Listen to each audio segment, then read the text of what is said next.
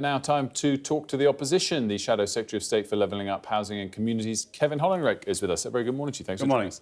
What are you expecting from the White House today in terms of tariffs? Well, I expect him to act tariffs on us. I think it's quite clear he's going to do that. I think we've missed an opportunity. We clearly had negotiations in Washington. Keir Starmer going over there with his golden ticket, but doesn't seem to have negotiated any carve-out for the UK, which is disappointing. And this will hit the UK economy and will hit jobs. So it is disappointing. I'm very concerned that someone like Keir Starmer has never been in a business environment in the real world in his life, and neither have any of his cabinet ministers, which isn't going to help when you're negotiating with someone like Donald Trump. So this will hit the UK economy, but won't hit it as hard as Rachel Reeves has hit it. So you look at Goldman Sachs... Hold on, let's touch on this. I mean, what would the Conservatives have done since January, when President Trump became president, or November since he won the election, that would have led to a free trade deal? Would have worked harder at getting a trade deal. I mean, I didn't see any negotiations in Washington, hear any negotiations in Washington about a trade deal. There is no trade deficit with the US, with the UK and the US. So we're in a much better situation no than negotiations?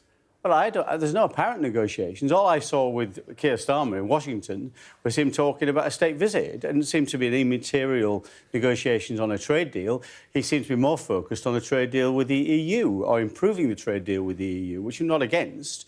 But the US deal was clearly going to be put into huge pressure from Donald Trump. We got very close to a trade deal with Donald Trump. He said in the past he wants a trade deal with the UK. He does believe there's a special connection between him and the UK. We have those opportunities. But as I say, what the most important thing, or the other thing you could have done, is make sure the domestic economy stays strong. But we'll come to that. In 4 years, you didn't get a trade deal with Donald Trump. In 4 months, nor has he, but to claim that they've done nothing and aren't even trying to negotiate is just wrong. Well, we did almost get a trade deal. It was interrupted by COVID. So did they in 4 months. You didn't in 4 years. No, the point is we 8 memorandums of understanding with the, which led to what? US, trade deals with different states in the US. So we did make progress. Donald Trump was working with us on a trade deal. Biden stopped those negotiations. They should have been picked up again straight away by Keir Starmer. That doesn't appear to be the case. He was talking more about trying to improve relations with the EU, and I think he thought that was an either-or choice. Honestly, if you wanted to focus on the fact that a deal hasn't materialised in time and it's going to hit the economy, we could have done. But if you want to trumpet the fact that you got close when you had 4 years, it's just not a legitimate point to make as a pushback. I don't agree with that. Clearly, you have COVID in the middle of that. Lots of things was happening at that moment in time. But clearly, the point here is the appetite of Donald Trump. There's been a clear appetite for a trade deal or for preferential terms on a deal with the UK and the US because there's no trade deficit. But aside from all that, the point with this, Goldman Sachs say the potential hit from these tariffs could be as little as 0.1% of GDP.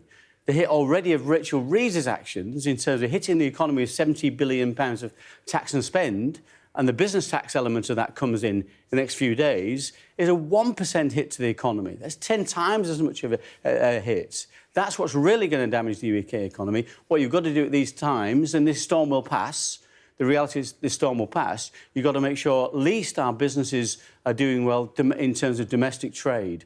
And yet all I hear from businesses around the UK is times are going to be extremely tough right now, and the cost of that, of course, are going to be felt by workers and consumers to the tune of about £3,500 over this Parliament. That's the effects of this job tax. That's what they've got wrong. They've got the negotiations wrong with the US, and they've got the domestic policy and the economy wrong. How do you get to the number of £3,500?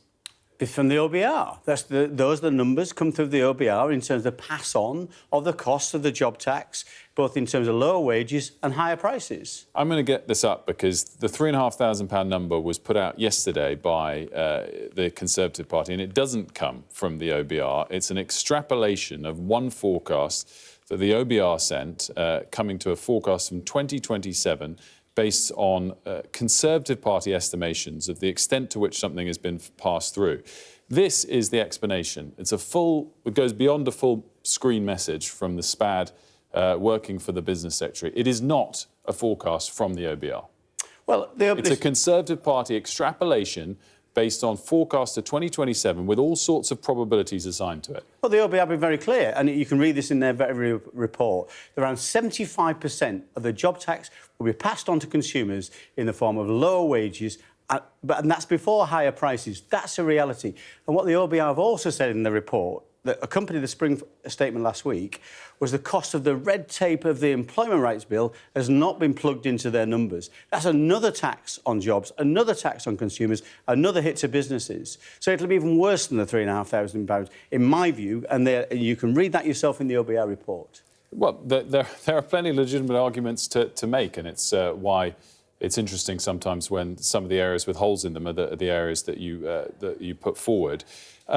Just finally, in terms of how to respond to these trade tariffs, at what point would the Conservatives' view? It was interesting to see Jeremy Hunt tweet a chart from the OBR that says responding with tariffs in kind is a worse outcome than letting them stand. At what point would the Tories change the view and say, in fact, we should use retaliatory tariffs? Well, you can't take those off the table. Donald Trump is a business person. He would not respect you if he did take those things off the table. So, of course, you should, in negotiations, as Roosevelt said, you've got to talk softly and carry a big stick. You must have a threat in those negotiations, but hopefully you won't have to use it. So, as I said, this storm will pass. I fully expect British businesses and British consumers to weather this storm. There are reasons to think we can get through this in one piece. But what you've got to do at all costs is make sure domestic trade is as positive as possible. And there are some things that Rachel Reeves and Keir Starmer have already done and things they're going to do. They can't do much about what they've already done. They won't reverse that because they've spent all the money already. But in terms of the red tape from the Employment Rights Bill, they should scrap that. That's a massive, massive hit to business, which could be even worse than what they've done already. Kevin Hollinrake, thanks for joining us. My pleasure. Good to see you. Thank you.